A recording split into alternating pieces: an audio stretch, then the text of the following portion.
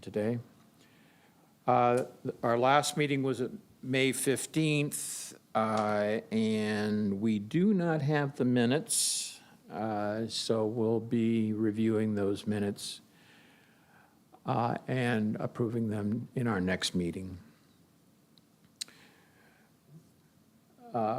Joni, I think most of this hearing, we don't have any public review items, so most of this hearing will be, you'll have the floor. All right. So first up is to the update on planning and zoning.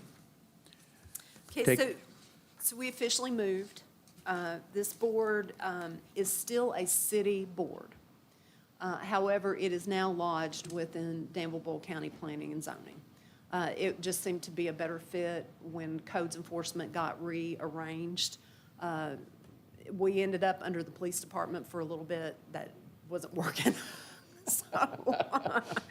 So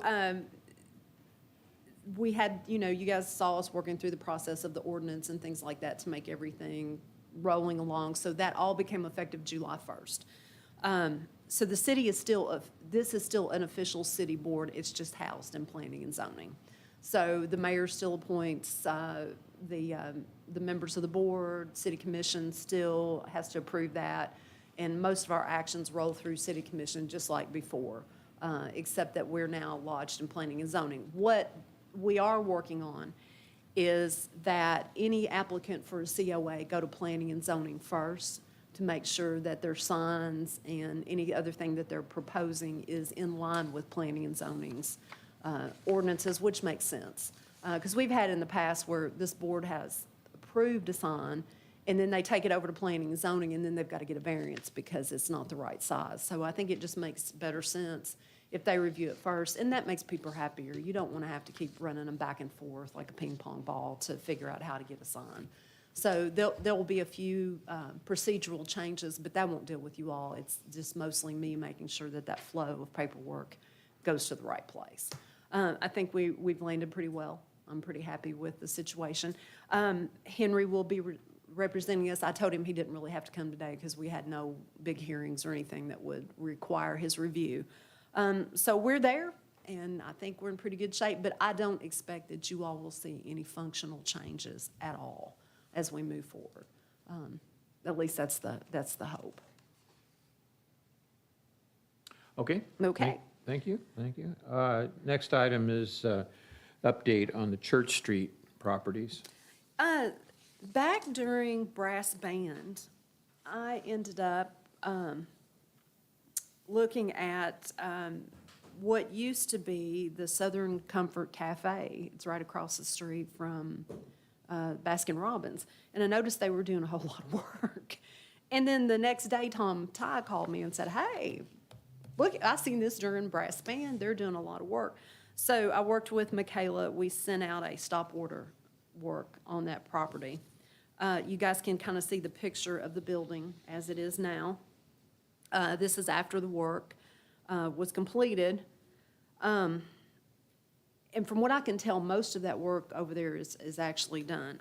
You can also see Miss Richard, I guess you saw that yesterday. I got an email from Laura Richard letting me know that all work had been stopped. And I sent her back a pretty lengthy email that you all have a copy of that basically says, we're very sorry that you were unaware of the guidelines, and that she would still need to go through the process and that we would get her through the process pretty easily. I would not, just looking at the building, giving it an overlook, I think it's something that would be approved fairly easily. It's a non-contributing building. It was just a cinder block exterior. So the improvements they've made on the building really, I think, fit the district pretty well, and they haven't done anything. It's a non-contributing building. So in effect, I think they've improved it considerably with the look. But she will need to go through the process for signs and that type of thing. So I'm hoping that's going to be taken care of. We also did a stop work order on the First Baptist Church. They had installed stairs out front that they didn't. First Baptist. Oh, church. I think it's on Second Street, Second and Walnut, I think, is kind of the corner there. They had put in a set of new steps that I saw driving by, and it's like, okay. They didn't get a COA, and I went through town and closed out a lot of our COAs that we had active, and have turned those, the completed work into Tiffany so that can be on file. And I recognize there are several folks that have put up signs and things that we didn't have COAs for, so we're in the process of getting them. Most all of them would be approved. There was nothing that was not approved. The one thing I did ask Miss Richard is if she had bought that property there where the J Cafe is, or J Crew Cafe is now, did her realtor let her know that she was in a historic district or a protected historic district? I'm interested to what that answer will be. I did follow up, Gary, with the folks that have the USA Bank listed. I've followed up with several, George Coomer on one of the Clay Law Office sold down here recently, so we need to make sure that these realtors are letting folks know that, hey, you're in a district. Because there's 3 or 4 for sale now downtown. And I think it's incumbent on those realtors to let folks know that you're in a protected district. Yes, can you hear me? Okay, sorry. So I think it's incumbent on the realtors to let folks know that they're in a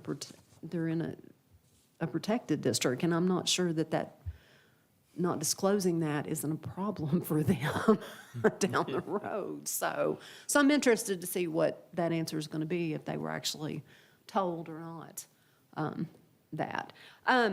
That's pretty much it. There is another building down there on Church Street that was the apartment building that's set there for a long time. It's that brick apartment building. It's completely vacant now. I don't think it's been sold. Oh. But I'm not sure what's going on there. So I'm kind of keeping an eye on it to see if they're doing any work, or I don't know what happened there, but it's vacant. I don't know. It's interesting. I feel like it's probably bought and sold. We'll see. So because we do have the planning and zoning director here, I would like to go back to the first item. If there's anything you all wanted to ask or anything of that nature that you needed clarification on, the change or the move, I'm sure Michaela could probably address it a little bit better than me. Well, the way it's been expressed to us, Joni's happy. And if Joni's happy, I don't know about everybody else, but I'm happy. Well, good. So that works for everybody. So I think we're in pretty good shape. So that's kind of, I wanted to keep you all updated on Church Street and what's going on over there. So we are actually following up on people that are not getting COAs, and that had kind of fell by the wayside a little bit, and we're trying to pick that back up now. So, yay. Is planning and zoning happy to be with us? Yeah, good question. Good. Always the politician. Details. Way to go.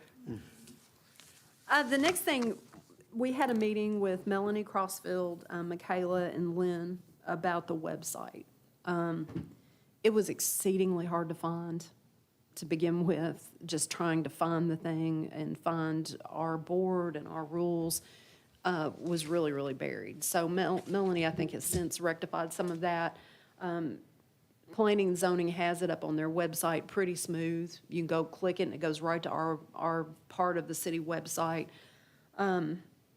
We had some really good conversation, and you all have a copy of Lynn's notes that we made, and he made some really good points about we need to be more, we're here to help you, as opposed to the long arm of the law, kind of breathing down folks' necks. I think a lot of his points are well taken, and I think we can make something pretty good. We've got to kind of wait till Melanie gets back. She's on maternity leave, so she's about to be. She's having her little one. So, and some of this, to be honest with you, we may look outside the city to try to contract to get a web design firm to help with it. That is a grant that we could apply for. But in the meantime, we at least want to make it really easy to find and fairly usable. I really, really like the points you make about the flow charts and do we really need review and just asking those questions, because I think it's overwhelming to people when you start talking about all of this and they need something very simple. Do I even need design review? So I think those are some really very relative points. Yes, yeah, absolutely. So, we're going to work on it when Melanie gets back and start the stages of it. I did ask her to get a ballpark figure on what that web design would be, because we've got grant rounds that are upcoming. And that we're certainly eligible for that. But in the meantime, we've got to make it more user-friendly and easier to find. It's just buried. And then you put Danville Planning and Zoning, or Danville, it comes up Danville, Virginia every time. So, we've got to work on that. I guess they do, but for some reason Danville, Virginia must be really popular, because on the search engines they do. And I have to say, I think planning and zoning is pretty easy to navigate. The one thing I think we might need is just a better breakdown of what's allowed in the historic district as far as the signs, the size of the signs, because that's not easily accessible. You have to really go looking for it. You have to go through our design guidelines. Yeah, It's an overwhelming document. it is an overwhelming document. It's a technical document that's used for staff. So I think if we could, the one thing I would like to do pretty immediately, if we could just get this is what is required of planning and zoning, as far as, so if you could just, Michaela, like in one or whatever the designation is, this is what this is, and it can only be 5% of the facade, something, a paragraph to get up there so that people I aren't, mean, if you want to write something up, I can okay, write it okay. in, and I can at least put a screenshot of the map in so they can at least have an idea of where the district is. Right. On our website, but I can't change the cities. Yeah, we get into the, I mean, you get buried because you've got the historic overlay district and then you've got the commercial zone district, and people get confused. So I think we need to, in the immediate, as we're working through this process, I'd like to get that up there so people can understand what the planning and zoning regulations are. And then, as we move through this process with the sign ordinance and all of that, I think we can work some of that out. But I feel pretty good about moving the website in a better direction, and I really do like to make it more user-friendly and not so much like the long arm of the Gestapo is here to beat you over the head with our preservation guidelines, so, and you just. Did you get this graphic? Yes, I believe I did. For the visual types on the board, Yes. I have to work this way to do the outline second. Okay, And so I'd like to just, if it's okay with the chairman, submit this. And it's a little bit easier in terms of what my takeaways were and what I thought were the general conclusions that we went. okay, Because it's very user-friendly. we like that. What? Yes, yes. Did you send me that email? I have a whole pile of papers, but I don't see that one. Yeah, I sent that. Okay, all right, It was I had to send 3 emails. Okay. The files were too large. well, and that one I may not have gotten downloaded, so I got all the verbal stuff, but, No problem. okay, Take a look at it and see what you think, but again, you can show Dana, because she's the artist, so Yeah, that's a good point. But essentially, it goes from a user-friendly graphic to general content to very specific content with the flow. And that's- I'll let you keep that. If you send it to me email, I just need to download it, and for some reason I don't get it, I'll let you know when you send it to me again. Well, let me know, because it was a big file. The first time I tried it, it didn't go It through. may not have, But yeah. I hit my send, and so. Okay. Let me know. I will let you know, but that looks pretty decent, and I'll share it with you, so that, and then I'll share that with Melanie. I'm gonna get, a pretty copious jump drive together for everybody, to kind of give out to see where we're starting. But I really think it might be a good grant project if we can, yeah, if we want to. These are examples, Sure. the graphics I just pulled out. But again, going back to we're here to help, and somebody can click on, start with a welcoming website first, and then start clicking if they want to go deeper, or get to the point, if you're so confused, call Julie. Yeah, oh yeah, because when you start talking about all this, people kind of glass over. You know, they're not really, I would like educational components on there too, to explain National Register districts as opposed to local ordinance districts. I mean, there's a lot that we could put in there that would help people understand. To get them to understand that the benefit to everyone. Right, The economic benefits and the. which are huge. Value benefits and, you know, always, couch things in terms of benefits, people pay attention. Oh, yeah, they do. And in property value, we need to, I would also like to link the National Park Service on there, you know, so if you've got a project that you're looking at doing, you can easily access that. You have to go looking for that stuff. It just, people go, ugh, I'm just not digging for it. So I think there's a lot of things we could do that will be much easier and much better. And we're going to start on it when Miss Melanie has that baby. So, So like, maybe more in the winter time. yeah, at this particular point. And if the grant rounds will be coming up and we'll start assembling that, we're going to start talking about the first leg of that today because the first one's a pretty substantial amount of money. So we've got some time. But in the meantime, just making things a little more user-friendly and easier to find is a giant step. Because I've had people call me, I've been looking for this for 20 minutes and can't find it. You know, and then I just send them the link. And to be honest, I've had to go in and reboot my links to figure out these are because they've been messing with the website. So it's not been easy to find. So I think we're in pretty good shape. I really do like, you can click right through planning and zoning and it's right there. And that's super, it says go to website, easy. So Great. easy is good.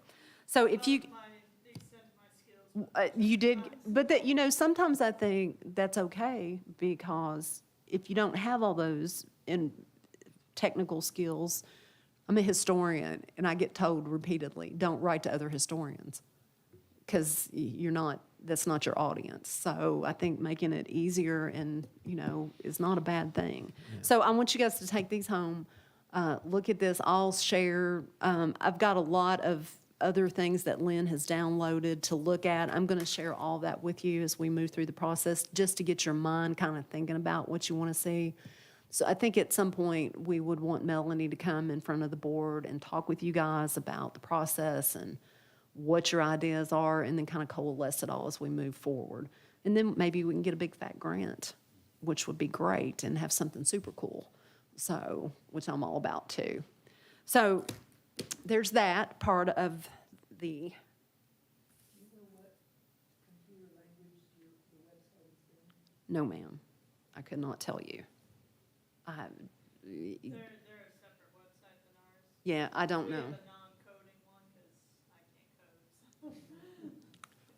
Which I don't think may be a bad thing, right? So, I don't know, Dana, to tell you the truth. And that would probably be something that we would talk with Melanie about and figure out, because that's, And they're moving to a new, that's what's happened with the website. They're creating a new website, but some of their pages are still under their old website. So I don't think DHB has technically been moved to that new interface yet, so it's just linked. But, That's the thing about websites, they're always in transition. yep, That's different than print. yep. did you all have any other information, content, discussion? Lynn, are you pretty pleased with the meeting outcomes and the way we're moving and? This meeting or? No, well, this meeting too, but No, the website meeting. I thought we had a great meeting, and the ideas were coming, and there was some consistency in what we saw. In some of my notes, I thought before, again, starts, contact previous owners that have worked with us. And you never know. You know, we're thinking here, and somebody comes up with an idea and says, you know, we didn't know about. Yeah, oh, yeah. I think there's, the standalone landmarks would be the two that I would really want to get some testimonial from, because those went really well. And that's something we want to encourage within the city, is if you have a house, you know, you can make it a standalone landmark if you're concerned about the preservation of it. And I think those testimonials would be very good and very well received. Well, I mean, well, and Lynn did make, I mean, he made some good suggestions about feedback, like maybe do a survey of feedback. How did this process work? What didn't work? How long did it take? What was your takeaways from it? And I think that's a fine idea. You can't fix problems until you know what they are. And in the past, you know, we've kind of, this is the way you do it. And I'm not sure that as we move forward, it would be a better way to try to figure out some better ways to do things, or at least alleviate things that are not working, you know, or that we may not have a need for anymore. So I don't know. We've got some work to do, but I think we got a good start on it. So. Excellent, Yes, excellent. good. Then I think we have award and criteria. Yes, well, I went through a lot of what Lynn had sent me with the other preservation awards, and I kind of boiled it down to, this sounds a lot like the Ida Lee Willis award ceremonies from the Kentucky Heritage Council. And they have an award program they give out once a year that has several different criteria and categories to it. And for us, I think the Preservation Project Award on this handout I gave you guys is probably what we're looking to do. And it's a pretty basic criteria. It's not overly done. It's got the 4 points there that you can see his significance of the building, the use of innovative rehabilitation techniques, impact on the community. These are their criteria, but I don't know that it wouldn't be a fine criteria for us to steal and build upon. So I will give this to you all, and I'm going to send out an email. I want you all to look at that particular set of criteria and see if there's additions to that you think are important. But I think that we could really use this as the basis for it. May is Preservation Month in the state of Kentucky, well, nationally, it's National Preservation Month. And I think if we want to do this, if we get our criteria together and everything, we could call for nominees in February, put out the criteria, call for nominees, make the selection by April, and announce it the 1st of May as part of our Preservation Month activities, which we really do need to do more of. You know, since COVID happened, that COVID thing just threw a monkey wrench in everything. So we need to really try to reestablish Preservation Month. And I think it's a good thing. And we can partner with the Bull Landmark Trust, calling for that nominees. And I feel like Lynn was exactly right. We need to make it a very open thing for people to nominate and go through. So, and that could be part on the website too, which I think we could do pretty easily. That's not a biggie. But if those criteria look good to you, I can proceed trying to get this together. We need a name for it. So I want you to brainstorm on a name. Okay. So, all right. you know, and then I would like, and we will have a meeting next month. So if we can come up with a name or a good start on a name, if there's anything you all want to add as far as criteria, and then we can get that established. And I'd like to get it floating out there certainly by December and let folks know that it's coming, and then do an official call for nominees on this timeline. And again, if you see an issue with the timeline, or you certainly let me know, but I feel like that's a reasonable timeline. And I think the Preservation Month, doing the award in Preservation Month would be an excellent start for our Preservation Month goals. Well, that's excellent. Yeah, and I really like the idea of having a format that's already been established. So that's outstanding. Yeah, I just feel like most of the programs that I look like, that criteria was pretty much in one form or another, those basic things. So, hey, if the Heritage Council's done the work for us, we'll just copycat off of them and go on. Yeah. I'm sure Greg won't mind. I've told him I was stealing some stuff, and he said, that's fine. Please steal away. So, but it's pretty basic, and it doesn't overwhelm people with trying to give them 75 different criteria to write about, because if you get it too long, people just won't fool with it. You need it fairly basic and upfront. So please give this some thought. In our next meeting, we'll officially name it, approve the criteria, and make it start happening. Good, If that good. works for you all. Excellent, Okay. excellent, yes. Okay, and then finally, the grant planning, doing some outreach, and I know you've had some discussions with the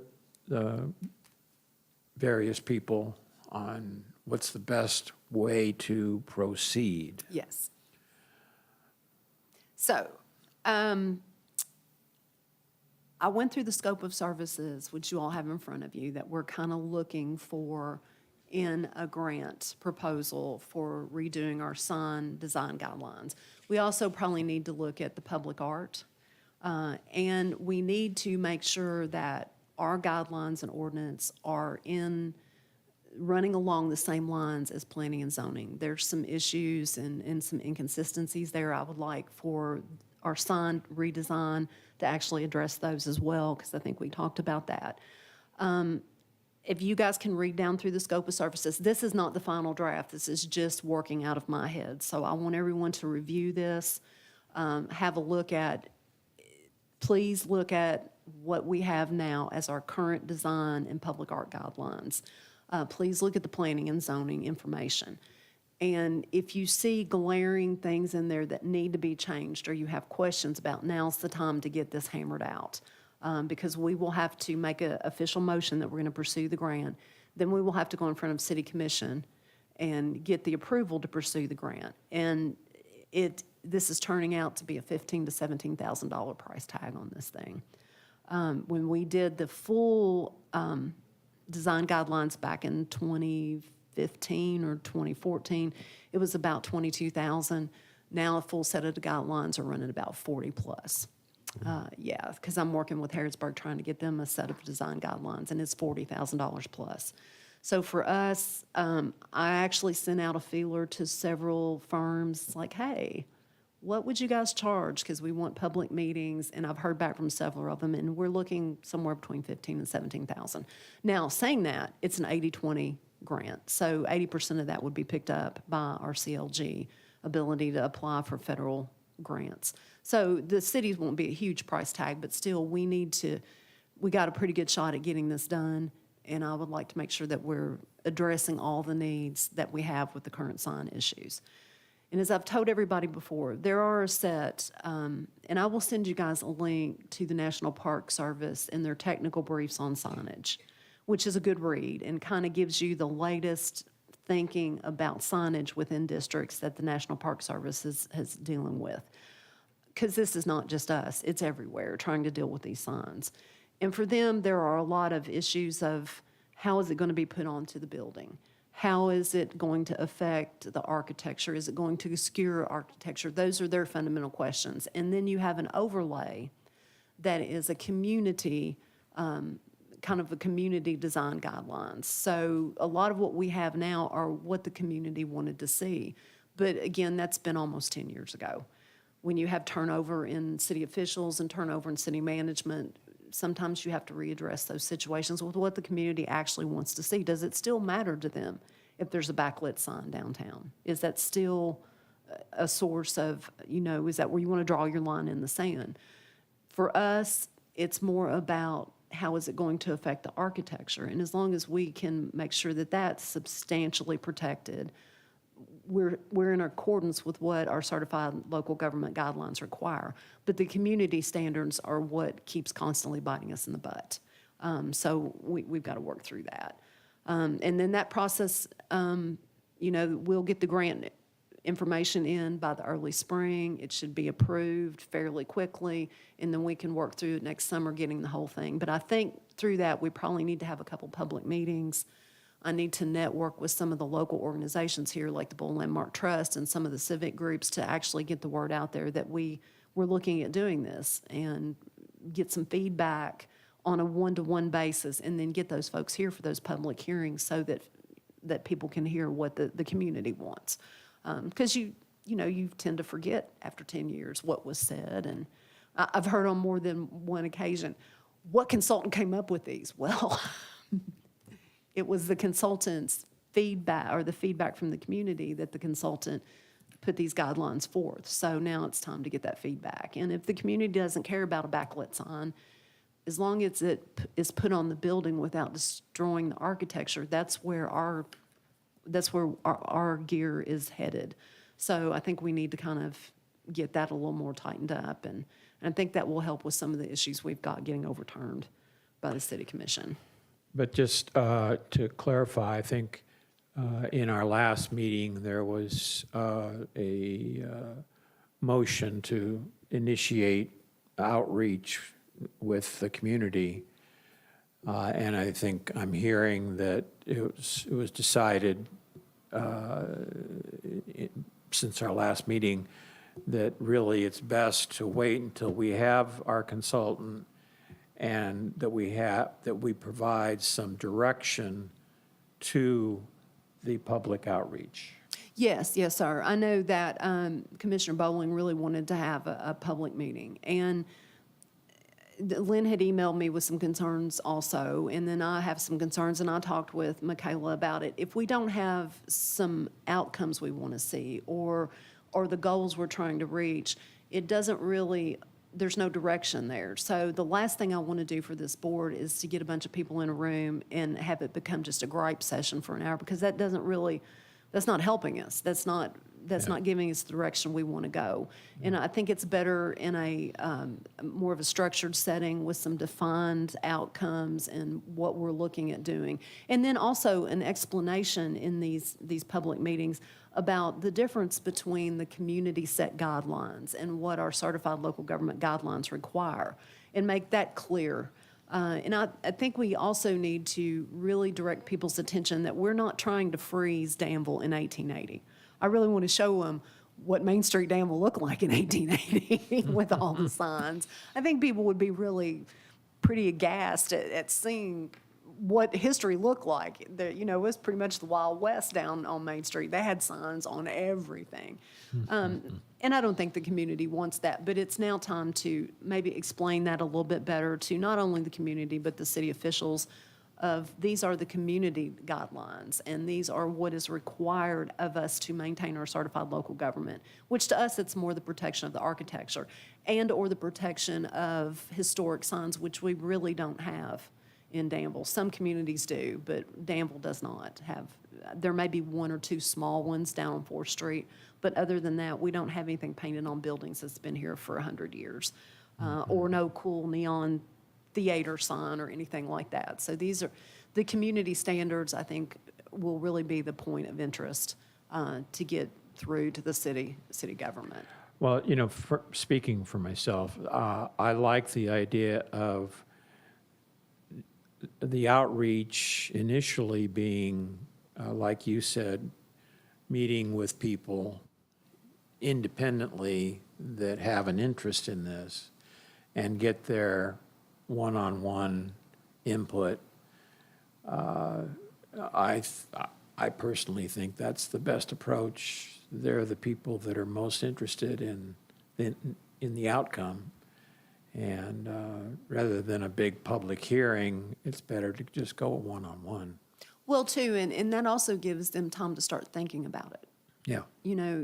If you just throw this out there, then people don't really have time to form really good thoughts about what they want to see or do research. Or when I'm planning something, I usually want to research it and read about it, and we need to start that wheel moving. Mm-hmm. What would you like to see downtown? What's important to you?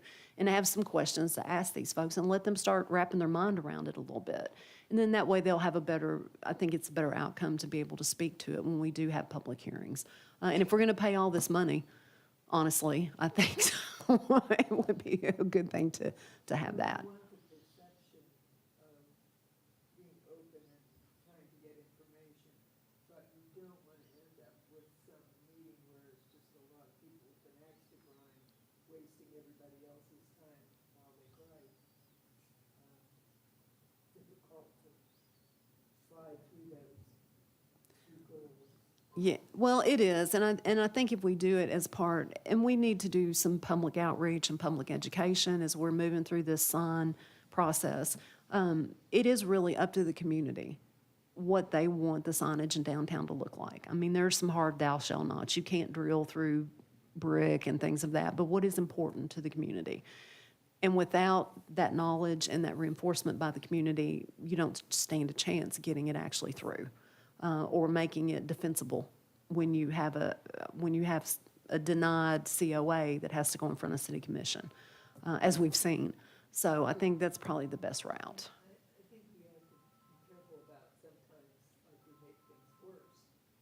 You know, like on the Farmers Bank sign, we didn't want that, their big lettering across too high, that was within the guidelines. But what they ended up with, which followed the guidelines, looks awful. This could be worse, really. Right, Slightly historic. right, and again, I want people to understand, it doesn't have to look historic. I mean, we're not trying to put it back into 1880. So if those guidelines are not, if we come up with something that doesn't be attractive in the district, that's the time to address it, right? Right, and that's so subjective. Yes. One person thinks it's attractive, another person thinks it's garbage. Oh, yeah. Oh, yes. So, and we just need to, and then there's, with the public art, there's still some questions about what is a sign, what is actually public art. We need to kind of tighten that up a little bit. And then there's some discussion too about what is a temporary sign? You know, what is defined as a temporary sign? Is that space? Like we have a banner that's been hanging in the district for almost 2 years, but it's inside his window. It's not really attached to the building, so how do you, I mean, those are issues too that we need to really try to get our heads wrapped around. And I suspect in 10 more years down the road, they're gonna have to do it again, because signage is, people pull their hair out over it. Brings to mind, I'm curious about what's going on with the McDowell Med Source.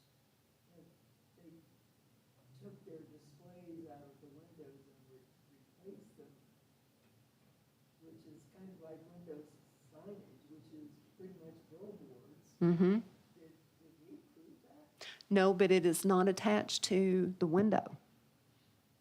They are standalone, interior, hanging things, and so we, So they just did a workaround. they did a workaround. Complete gap in our sign ordinance right now. Right. We don't have anything regarding window signage, so I think this office has made the interpretation that anything interior, if it's, installed on the interior of the building, even if it's public facing, we haven't permitted it, we haven't regulated it, so that's just. Yeah, it's a gap. It's not awful, I'm not thinking it's okay, it just didn't seem like it was within the spirit of what we had talked about. Yeah, it is not, I but, mean, it's Henry's opinion that they could be considered signs because they're public facing, it's just, I wouldn't have any guidelines even if I wanted to permit it as far as, it can only be 50% of the window face or, I just have nothing to go off of anyway. So I think we've made that interpretation since the ordinance was adopted in 2020, so it's not even just in the historic district, it's throughout the whole county, but that's how it is, but. yeah, and for us, it has to be attached to the building. I mean, it has to be either on the interior, the exterior, the glass. But if it's hanging from the interior, we don't have any ability to say anything about that. So that may be something also that we can address with these. And then that's what this is for. DAHB could interpret that as a sign. But the language is not currently there for us to do that. So within this new sign design guidelines and change, because also this will address any issues with the ordinance that we need to tighten up to make it better. Because the design guidelines are just that. The ordinance says that the design guidelines should be enforced, but we need to tighten that up some. Because currently, right now, if it's not touching that glass or the building, the exterior of the building structure, we can't, there's nothing we can do about it. Yes, I knew when they did it, I was like, oh, I went over there and looked. Oh, yeah, okay. This is not at all attached. Which, there's a loophole, and they rolled through it. So, and it's not attractive. It's really not. It just closes it down considerably. Major sales promotion. Oh, yes. Big time, so. They're all about making money. Well, and that's why I want you all to give this a really hard look and a hard think. And because I will miss things. I get too close sometimes to my subject matter, and I will miss it. So I think that's a very good, so I went over there and looked at that, Dana, in particular, because I know that we denied it. But because it is not attached to the window at all, there's nothing we can really do about it, unfortunately. But maybe that's something that we can address in the upcoming design guidelines, that is a part of it. Because a lot of people downtown, they will tell you, well, if I hang it in the inside, y'all can't do anything about it. And it's like, well, that's right. I mean, it is what it is, so. All right. Good. And let's see, did you already go over the grant planning, or is there more discussion on that? Well, that is pretty much it. We will need, that's why I'm saying, I want you guys to look at this scope, projected scope of work that I have. And I will send out an email to all the board members again. I would like to, at the next meeting, get a motion to move forward with this, because we've got to go to the city commission to get funding, and we want to make sure we get that before the next budgetary cycle rolls through, and they won't actually have to pay out the grant until after the next budgetary cycle, but I want to make sure that we're sitting there with money in hand, that we can get it. So we'll have to go through that process. Okay, all right. Did that letter that was to go to the house? Yes, actually, it's gone. I have sent, I'd sent it, and I just put everyone's name on it because I was having an awful time getting everybody together to sign it. So, That was the Crawford House, is that right? yes, Yeah, yeah. okay, good. Yeah, and I actually had them print me another color copy of it today. That was the last color copy that my color printer put out very well last month, and it has since met its demise, so. Yay, when I had to re-network it all, it was like, no, we're not having this. Yeah. Like, okay, I give. All right, are there any other discussion items? Do we have to have minutes of this meeting since there was no official business? I would just do a brief kind of outline of what we discussed. I don't think that we have had no official action. It's just kind of catching you guys up. Yeah, we do. This is an official meeting. We just can't conduct business because there's no quorum. And I've also told John 2 or 3 times, his email keeps bouncing back to me, or it won't let it go through. I'm not sure if there's not some issue with Gmail. I don't know what's going on, but he's having some email issues. So I try to text him pretty regularly. We'll see. All right, And also, we do have a vacancy on the board. Ms. Boatwright's left us, unfortunately. She moved up north. So if you know anyone that's interested or would be qualified, please let them know that we have a board opening, and then let me know and I'll give them a call. And that's how we got Mr. Bauer. We're very pleased with. And so, yeah, and Mr. Noble also, that we're so very pleased with. So I would like to try to keep a full board, if at all possible. And I know. Yeah, you right. could, absolutely. Power. So if you know, and again, if you run across anybody that you think may be interested in it, we would love to have them on the board, to keep a full board. It's not easy to do. Well, real good. Do I need to make a motion to adjourn, or we're not really meeting? Yeah, we're Okay. not conducting any business, so I could just say meeting ended, and that would be it. All right. Well, this will conclude the July 17th Danville Architectural Heritage Board meeting. Thank you, everyone. And guys, we will meet next month. As we move forward, even if we don't have any COAs, I'm gonna pull us in here at least every other month now that we've officially moved and stuff. I think that's important just to keep the board motivated. I kind of let things slack a little bit until we got redeposited. So, Can someone who has been on this board be honored again?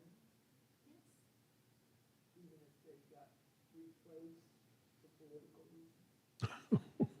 reasons?